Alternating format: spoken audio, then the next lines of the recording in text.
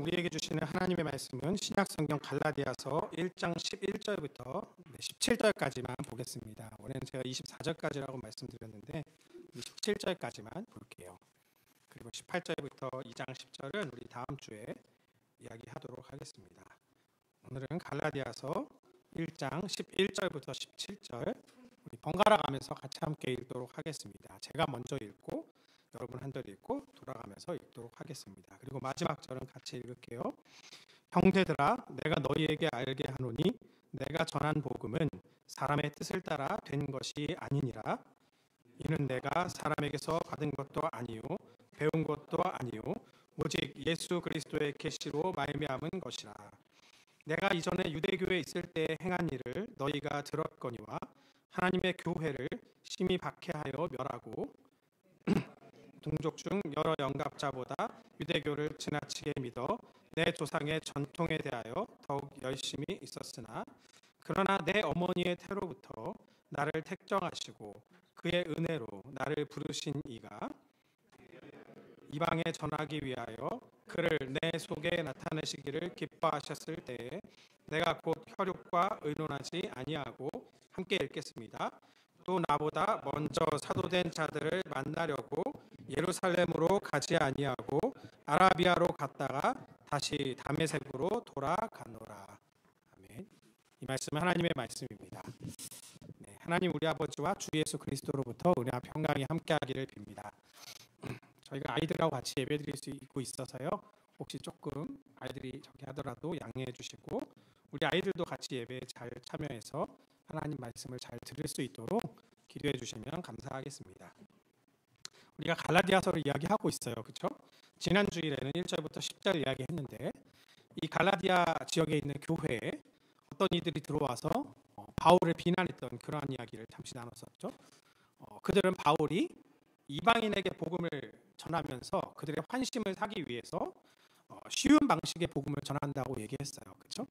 아마도 이런 비난을 했던 이들은 주로 유대인들이었을 거예요. 왜냐하면 바울이 율법을 배제하는 복음을 이야기하는 것처럼 그렇게 들렸을 것이기 때문입니다. 그런데 이 성도들 중에는 그들을 따랐던 이들이 있었던 것 같아요. 그러니까 당연히 편지를 썼겠죠. 만약에 따르지 않고 야 그건 말도 안 되는 소리죠 라고 그들의 교훈을 거짓 교훈을 이렇게 제쳐뒀다면 바울이 이런 편지를 쓰지도 않았을 텐데 분명히 그러한 교훈을 따르는 이들이 있었고 그렇기 때문에 바울이 갈라디아서를 긴급하게 써야 했던 겁니다. 그래서 말씀드렸지만 다른 편지에서 말하듯이 이렇게 성도들을 향해 칭찬하거나 감사의 기도를 올린다거나 이런 얘기가 사실 없어요. 그렇죠? 바로 본론으로 들어가는 이런 편지였잖아요. 6절부터 10절이 그런 본론이었죠. 그렇죠? 1장 6절부터 10절은 어땠습니까? 처음부터 하는 얘기가 뭐였어요? 난 참 여러분이 이상해요. 이런 얘기잖아요. 그렇죠? 편지를 쓰는데 처음부터 하는 얘기가 뭐예요? 여러분 참 이상해요. 난 이해할 수가 없어요. 여러분이 하나님 그리스도께서 은혜로 부르신 그리스도의 은혜로 여러분을 부르신 분을 떠나서 이렇게 빠르게 다른 복음을 따르는 것을 나는 도무지 이해할 수 없습니다. 라고 얘기하는 거죠. 그렇죠? 그러면서 뭐라고 얘기합니까? 다른 복음은 7절에 없습니다. 없습니다. 그렇죠? 이 복음을 교란시키는 가짜 복음이 있을 뿐 다른 복음은 없다고 얘기하는 거죠. 그리고 나서 8절부터 9절에 뭐라고 얘기합니까? 그런 다른 복음을 전하는 사람은 그게 누구든 그게 바울 자신이든 혹은 하늘에서 온 천사라 하더라도 그는 저주를 받을 거다라고 얘기하는 거예요. 그리고 만약 내가 그런 식으로 다른 복음을 전하는 사람이었다면 여러분은 나를 그리스도의 종이 아니라고 해도 좋습니다. 이렇게까지 얘기를 하는 거예요. 편지를 쓰자마자. 그렇죠? 하고 싶은 말이 많다는 걸 알 수가 있겠죠. 그러고 나서 우리가 잠깐 살폈는데 그렇다면 복음의 내용이 무엇이냐? 그 얘기를 짧게 4절과 5절에서 하고 있다고 얘기를 했었죠. 우리 4절하고 5절을 같이 한번 잠깐 다시 한번 읽어볼게요. 1장 4절하고 5절입니다. 시작. 그리스도께서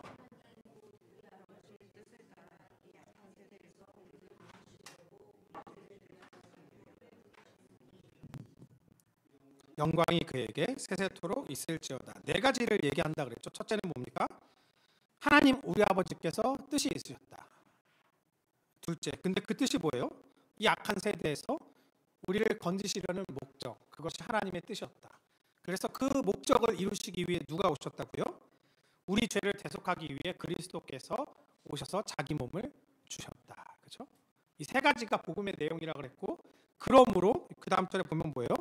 그분께 영광을 돌려드리는 것, 그것이 죄를 속함 받은 사람의, 하나님의 백성이 된 사람의 본분이다라고 얘기를 하는 거죠.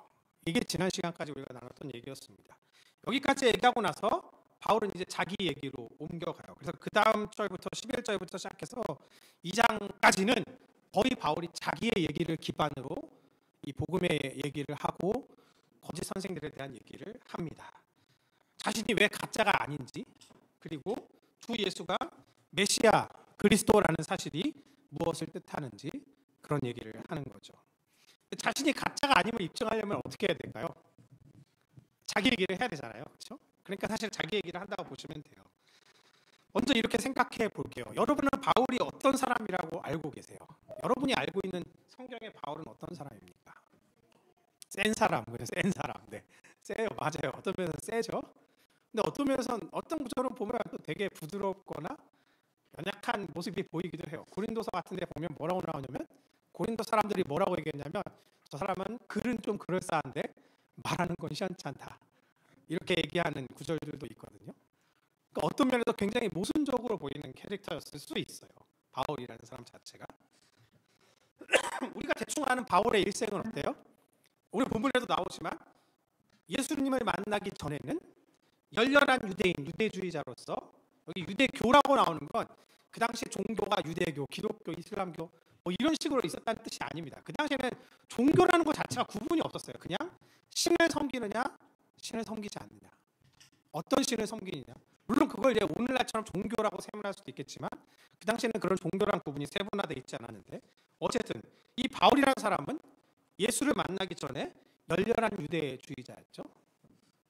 하지만 극적인 회심 이후에, 우리가 사도행전의 작년에 나눴지만 폭풍 같은 사역을 하는, 그렇죠? 엄청나게 돌아다니면서 사역하는 그런 사람으로 비춰지잖아요. 그러니까 우리가 생각하는 일반적인 이 바울의 초상은 뭐냐면 약간 사역 기계, 뭐 사역자 이런 말은 그렇지만 사역 머신, 엄청 사역에 올인된 사람, 뭐 이런 느낌이에요, 그렇죠? 그래서 사실 그런 얘기를 구구절절 바울이 할 수도 있죠, 그렇죠? 그런데 바울이 오늘 갈라디아 성도들에게 자기의 삶을 풀어놓는 방식은 그가 다른 곳에서 자기의 삶을 이야기하는 방식과는 조금 다릅니다.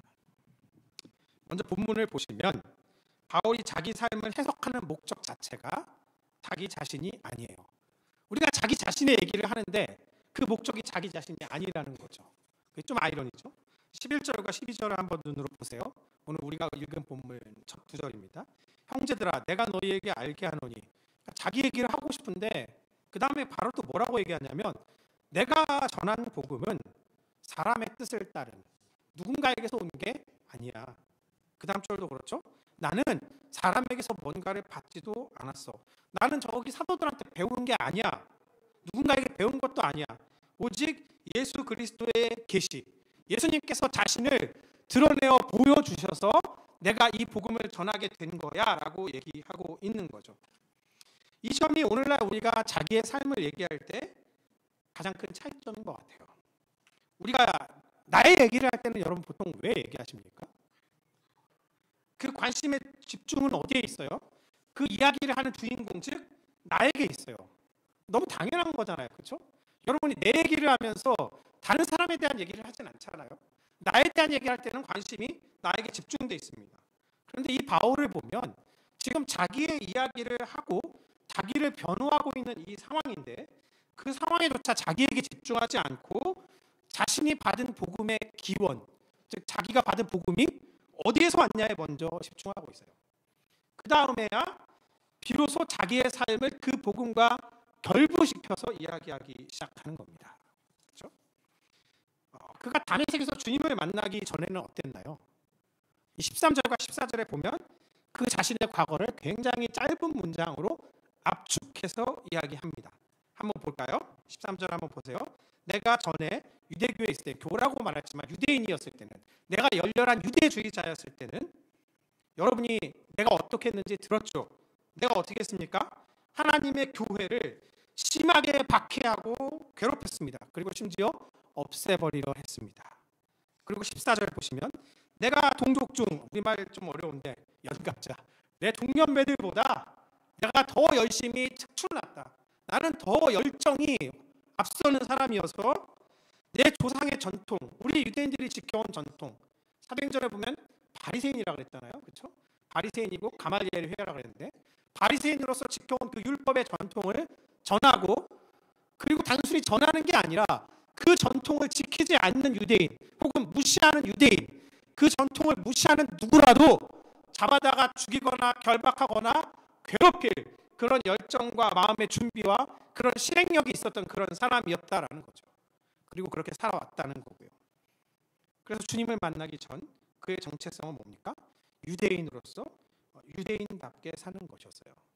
그리고 자기뿐만 아니라 다른 유대인조차 그렇게 살도록 몰아붙이는 거죠.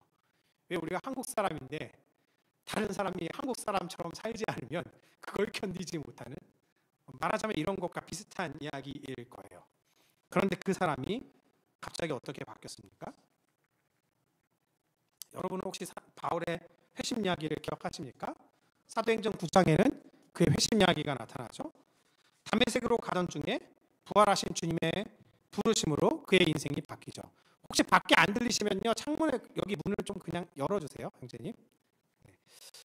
혹시 밖에 지금 안 나오는 것 같은데요, 도경 형님 죄송한데 문 좀 그냥 열어주실래요? 예, 밖에 잘, 예, 문을 그냥 열어주세요. 저기 뭐 병원도 하지 않고 괜찮으니까요. 네, 문 좀 열어놓겠습니다. 네. 어디까지 하죠? 네. 다메섹으로 가던 중에 부활하신 주님의 부르심으로 그의 인생이 바뀌었죠. 그렇죠? 사도행전 9장에 보면 사흘 동안 눈이 멀었잖아요. 그랬는데 아나니아라는 제자가 주님의 부르심으로 그에게 와서 안수하니까 눈이 회복이 되고 그 다음부터 복음을 전하는 그런 사람이 됐죠. 근데 바울은 그런 세부 얘기를 자세히 하지 않아요. 이 두 절에서. 물론 지면에 제약이 있겠죠. 표면적인 이유는 갈라디아 성도들이 이미 그 사실을 알고 있기 때문일 거예요. 이야기를 했을 테니까. 하지만 여기서 바울은 자기가 주인공인 이 사건 자체에 세세하게 집중하는 게 아니라 자기의 과거를 짤막하게 설명한 다음에 자기를 불러주신 분이 어떤 분이신가에 더 집중하고 있어요. 그게 그 다음 두 절에 나오는 이야기입니다. 15절하고 16절을 한번 볼까요? 15절하고 16절 한번 눈으로 봐주십시오. 그러나 내 어머니의 태로부터 나를 택정하시고 그의 은혜로 나를 부르신 이가 그의 아들을 이방에 전하기 위하여 그를 내 속에 나타내시기를 기뻐하셨을 때에 내가 곧 혈육과 의논하지 않았다. 15절하고 16절 보면 어떻습니까? 하나님은 심지어 자신이 태어나기 전부터 자신을 미리 택해서 따로 떼어뒀다, 구별해뒀다고 얘기하세요. 자신이 유대인이라는 그 신분에, 유대인이라는 그 민족 때문에 민족성에 열렬히 빠져있을 때조차, 그리고 하나님의 교회를 박해하고 멸망시키려고 했던 그때조차 하나님의 선택 이전이 아니라 이후의 일이라고 말하고 있어요. 그러니까 바울이 다메섹에서 예수를 만나고 네 그렇게 할게요 라고 하면 하나님이 그때 불렀다, 그게 아니라 그가 다른 짓을 할 때부터, 그가 유대인으로 살아가면서 열렬하게 하나님의 교회를 박해하던 그때 그 전조차 하나님은 이미 그를 불렀다라고 말하고 있어요. 그러니까 어떤 면에서 보면 말이 안 되죠. 이상하죠. 하나님이 불렀으면 처음부터 그렇게 잘 하게 하면 좋잖아요.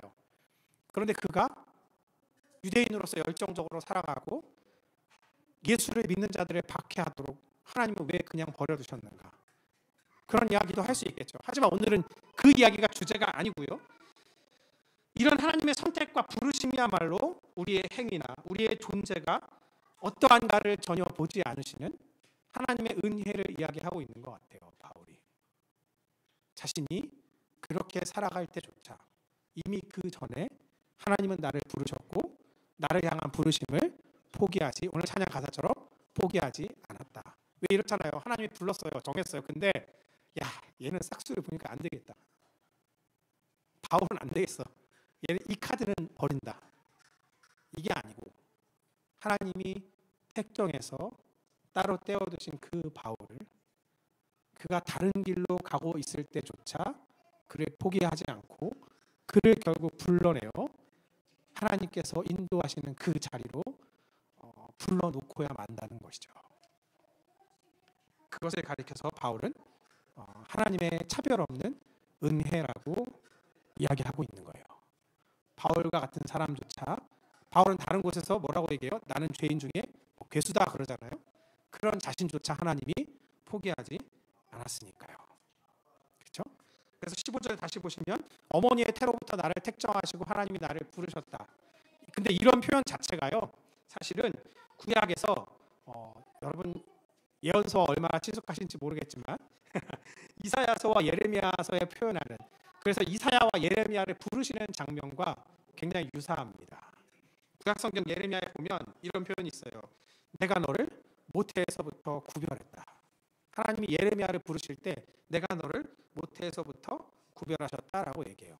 그리고 하나님이 여호와의 종을 부르실 때 여호와, 이사야서에도 49장 5절에도 똑같은 비슷한 표현이 나옵니다.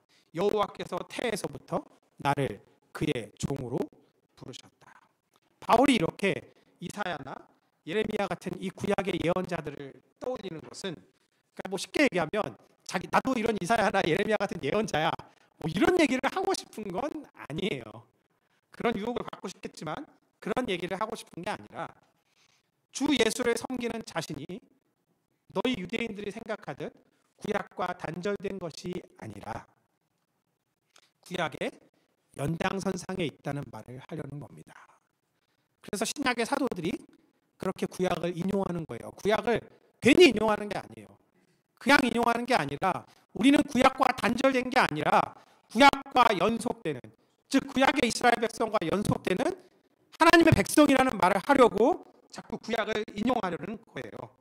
더 나아가서 예수를 주로 믿는 이방인들이, 그 그리스도인들이 유대인들과 다른 부류가 아니라, 유대인들과 단절된 부류가 아니라 같은 하나님의 교회이고 같은 하나님의 모임이다라는 얘기를 하려는 거예요. 그래서 바울은 아까 13절에 보면 뭐라고 그랬습니까? 하나님의 교회를 박해하여 멸하려고 했다. 즉 예수를 믿는 이들을 가리켜 하나님의 교회, 하나님의 모임이라는 표현을 쓰는 거예요. 근데 사실 이 하나님의 교회, 하나님의 모임이라는 표현은요, 원래 유대인들이 자기들의 모임을 향해서 쓰는 표현이에요. 그러니까 신약에서 창조된 표현이 아니라, 바울이 처음 만들어낸 표현이 아니라, 구약에서 유대인들이 자기 민족 전체를 가리켜 쓰던 표현을 바울이 신약으로 가져와서 하나님의 백성, 그리스도인들을 향해 쓰는 그런 표현이라는 거죠.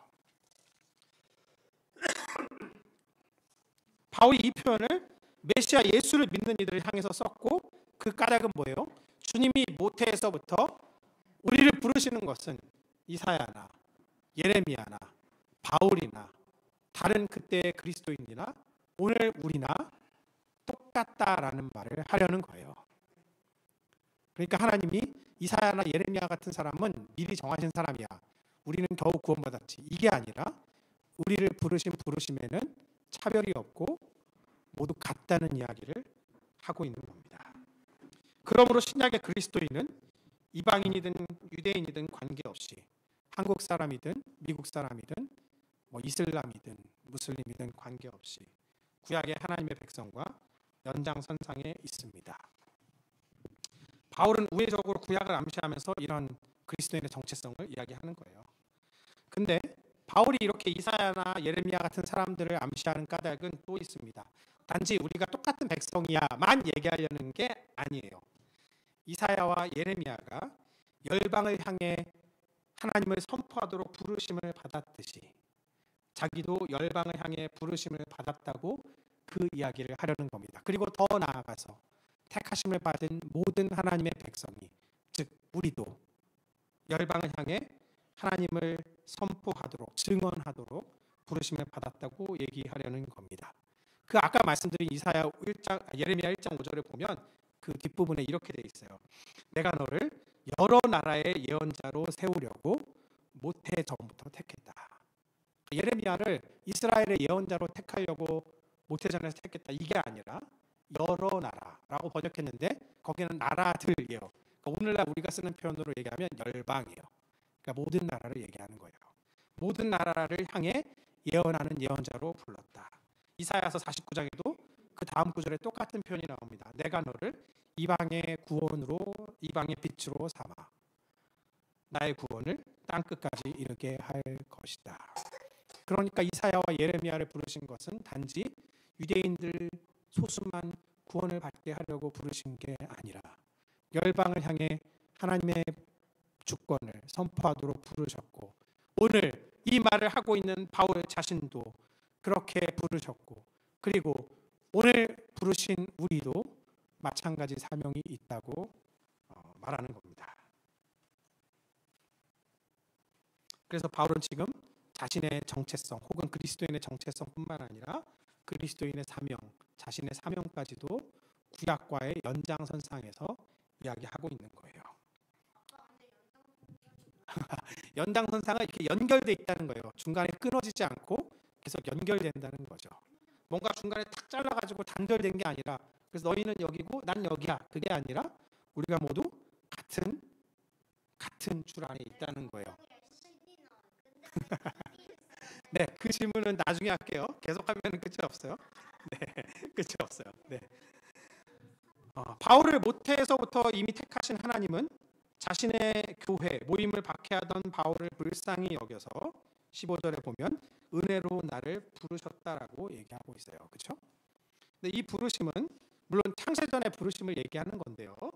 바울은 자신이 직접 부르심을 받은 그 다메섹의 그 길을 떠올리고 있는 것 같아요. 그때를 회상하는 것 같아요. 하나님의 부르심을 이야기할 때 당연히 그럴 것 같아요. 그렇죠? 자신을 그때 부르심이 워낙 강렬하기 때문에 하나님이 나를 부르셨다라고 할 때 그 부르심은 물론 창세 전이지만 자신을 실제로 부르셨다고 여겨지는 그 다메섹의 그 길 위, 거기를 당연히 떠올리고 있겠죠. 여러분도 그렇게 생각하잖아요. 그렇죠? 하나님이 우리를 창세전에 택하셨습니다. 하지만 여러분이 하나님이 우리를 부르신, 각자를 부르신 그때를 여러분 안에는 어느 정도 생각하고 있잖아요. 그렇죠? 하나님이 나를 이때 부르신 것 같아요. 하나님이 나를 이때 나를 향하여 말씀하신 것 같아요. 바울도 지금 같은 생각을 하고 있는 것 같아요. 다메섹으로 가고 있는데 자신과 일행을 향해 강렬한 빛이 비추죠. 그리고 그분을 부르시잖아요. 그리고 뭐라고 얘기합니까? 사울아, 사울아, 내가 왜 나를 박해하느냐. 그렇죠? 바울은 그 순간에 가리켜서 16절 보면 이렇게 되어 있습니다. 16절 같이 앞부분 다시 한번 읽어봅시다. 16절입니다. 시작. 그의 아들을 이방에 전하기 위하여 그를 내 속에 나타내시기를 기뻐하셨다.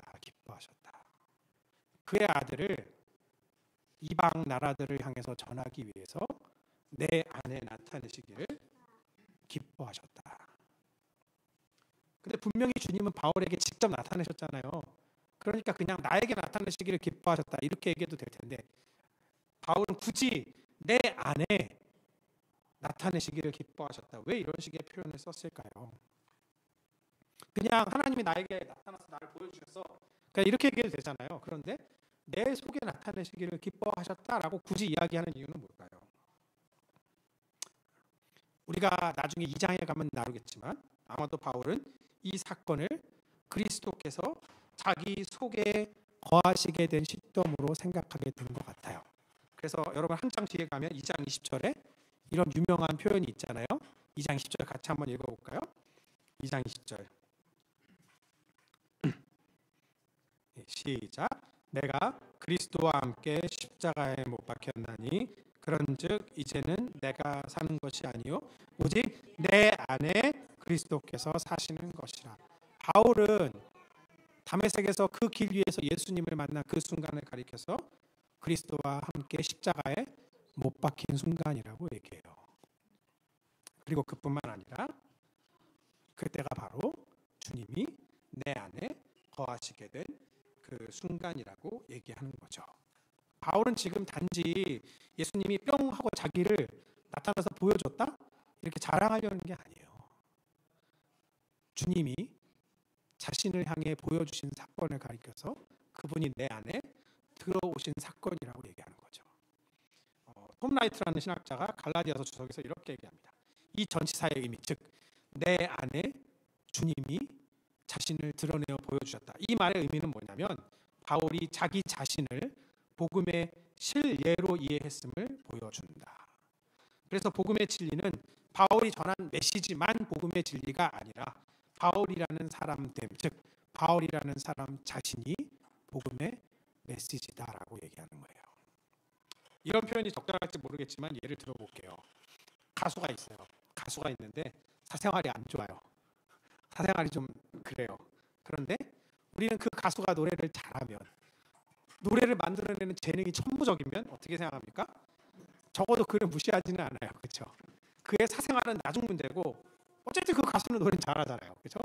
가수를 욕할 수는 있지만 그 가수의 노래가 좋다고 막 흥얼대면서 다닐 겁니다. 그렇죠? 여기서 노래를 잘한다에 수많은 다른 말을 넣을 수 있을 거예요. 야, 그 사람이 어쨌든 일은 잘하잖아. 그렇죠? 그 사람이 어쨌든 이런 건 잘 해내잖아. 그렇죠? 그래서 우리는 어떤 사람의 됨됨이야, 사람됨 자체와 그 사람의 기능 혹은 그 사람의 행위 자체를 사실은 분리해서 생각하는 경향이 있어요. 이게 오늘날 우리 사회의 특징이죠. 그렇죠? 물론 요즘에는 뭐 도덕적인 것도 굉장히 많이 얘기를 하긴 하지만 그것은 걸릴 때의 얘기고 걸리기 전까지는 그런 얘기를 담아두지 않잖아요. 그런데 바울은 지금 복음을 전하는 사람을 그 복음 자체와 결부시켜요. 자신이 받은 복음과 그 복음을 전하는 자신 자체가 분리되지 않는다는 겁니다. 그래서 12절에 보면 자신이 전한 복음이 주님의 계시, 즉 주님이 보여주셔서 알게 됐다고, 자기가 복음을 전하게 됐다고 말할 뿐만 아니라 지금 16절에 보면 복음을 전하는 자신 안에 주님께서 자신을 나타내셨다. 이 나타내셨다는 계시하셨다예요. 우리가 좀 어려운 말로 번역하면 계시하셨다요. 즉 뭐예요? 복음 자체도 복음이지만 복음을 전하는 자기 자체도 그 복음 자체라는 거예요. 그 말은 자신을 높이려고 그런 얘기를 하려는 게 아니라 복음을 전하는 사람 자체를 통해서 하나님이 자기 자신을 드러내신다라는 거예요. 그러므로 복음을 전하는 가장 좋은 길은 복음을 전하는 사람 자신이에요. 이 내용이 좋으면 이걸 그냥 잘 가르치면 사람들이 저절로 교회에 오는 게 아니라, 저절로 그리스도인이 되는 게 아니라, 이 복음을 전하는 사람 자신이 그 복음을 따라 살아갈 때, 그리고 그 자신이 그 안에 그리스도께서 거하신다는 것이 드러날 때 그 복음이 입증된다는 거예요. 자신을 계시하시는 주님이 살아계시는 그 사람 자체가 바로 복음이라는 거예요. 이게 우리에게 너무나 중요해요. 사실은 복음의 능력을 우리가 말하잖아요. 교회에 오면 다 복음에 힘이 없다고 말하는 사람 누가 있어요? 교회에 오면 다 성경이 하나님의 말씀이고 복음이 능력이고 다 얘기하죠. 그런데 뭐예요? 정작 내 안에 혹은 우리 안에 주님이 자신을 나타내어 보여주시지 않기에 다른 길을 찾아 헤매는 건 아닐까요? 그래서 세미나를 찾아다니고 어떤 부흥하는 수단을 찾아다니고 이런저런 행사를 해보고, 하지만 내 안에, 우리 안에 그리스도께서 자신을 드러내신다라는 그러한 증언은 보이지 않는 거죠. 어쩌면 그래서 우리가 힘이 없는 걸지도 모르겠어요. 바울의 그 다음 행보를 보면 사실 우리의 고민은 더 깊어져요. 16절 끝부분부터 17절까지 한번 같이 읽어보겠습니다. 기뻐하셨을 때에 그 다음부터 한번 끝까지 읽어볼게요. 시작. 내가 곧 혈육과 의논하지 아니하고 또 나보다 먼저 사도된 자들을 만나려고 예루살렘으로 가지 아니하고 아라비아로 갔다가 다시 다메섹으로 갔다. 바울이 예수님이 자신을, 바울 안에 자신을 계시해 주시니까 바울이 어떻게 합니까? 기뻐 날뛰면서 막 오케이 이제 사역 현장으로 달려가자 막 이랬습니까? 아니요. 혈육과 의논하지 않고 다른 먼저 예수를 믿은 사람들에게 가서 컨설팅과 자문을 구하지도 않고 어디로 갔습니까? 아라비아로 갔다가 다메섹으로 갔다라고 말하죠. 우리가 오해하지 말아야 할 것은 바울이 지금 다른 사람과 의논하는 일 자체가 불필요하다는 말을 하려는 게 아닙니다. 여러분 오해하시면 안 돼요. 다른 사람은 필요 없고 나랑 하나님과 직통계시만 하면 돼, 이 이야기를 하려는 게 아니에요. 바울이 지금 자신이 전하는 복음이 사람에게서 오지 않았다라는 말을 하기 위해서 이 이야기를 하는 겁니다. 여러분 오해하시면 안 돼요. 그래서 18절과 19절에 보면 결국 바울은 나중에 예루살렘에 가서 사도들을 만나요. 만나지 않지 않습니다. 다른 사람과 교제합니다. 당연히 거기서 복음에 관한 이야기들 나눴겠죠. 바울이 알지 못했던 예수님에 관한 얘기들을 사도들에게 들었겠죠. 그렇지 않은데 어떻게 예수님에 대한 얘기들을 알아요? 당연히 들어야죠. 바울은 그래서 그런 것들이 필요 없다는 얘기가 아니에요. 일단 이렇게 던져놓고 그 다음에 바울이 왜 아라비아로 갔는가? 왜 사역의 현장으로 달려가지 않고 이제 됐어 이제 예수를 증언해야 돼 막 뛰어 달려가지 않고 왜 아라비아로 갔는가? 몰라요. 정확한 이유는 모릅니다. 몰라요. 그런데 본문에 따라 유추해 보면 한 가지는 알 수 있습니다. 뭐예요? 내가 곧 혈육과 의논하기를 기뻐하지 않았다. 누군가와 의논하기를 기뻐하지 않았다. 즉 뭐예요? 누군가와 만나서 이렇게 저렇게 하려고 의논하려고 하지 않고, 즉 사람과 의논하려 하지 않았기 때문에 아마도 이 아라비아라는 지역을 간 것 같아요. 이 아라비아라는 지역은 이 바울이 사용하는 표현의 당시의 지정학적 표현에 따르면, 문화적인 표현에 따르면 이 팔레스타인 지역의 남부 지역을 가리켜요. 광야 지역을 가리켜요. 근데 그 지역에는 우리가 너무나 성경에서 잘 아는 지명이 한 곳이 있습니다. 거기가 어디냐면 바로 구약에서는 호렙산, 신약에서는 시내산이라고 부르는 그 산입니다. 그곳이 있는 곳이 바로 이 아라비아라고 바울이 부르는 지역이에요. 근데 바울은 여기서 또 한 명의 구약의 예언자를 떠올리는 것 같아요. 오늘 구약 얘기 많이 하죠. 머리에 쥐가 날 수도 있는데 구약을 잘 읽어야 돼요. 여러분 구약을 모르면 신약을 알 수가 없어요. 누구를 얘기하는 것 같아요? 예, 아브라함. 네, 아브라함. 아쉽지만 네, 엘리야. 시사에 마셨는데 엘리야입니다. 엘리야는 어떤 사람이에요? 바알의 예언자 450명과 맞서 싸워서 하나님의 기적을 보이고 그들을 처단한 대단한 예언자죠, 구약에. 그렇죠?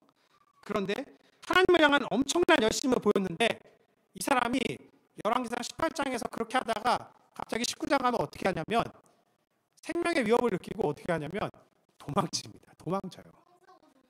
네, 똥을 안 싸고 그냥 도망쳤어요. 그냥 도망쳐서 어디로 가냐면 그 19장에 뭐라고 나오냐면 하나님께서 모세에게 나타나셨던 그 산 호렙으로 갔다고 얘기해요. 이 신약의 신의 산으로 갔다고 얘기하는 거죠. 모세, 여러분 모세 한번 생각해 보세요. 모세가 이집트에서 사람 죽이고 어떻게 합니까? 도망치잖아요.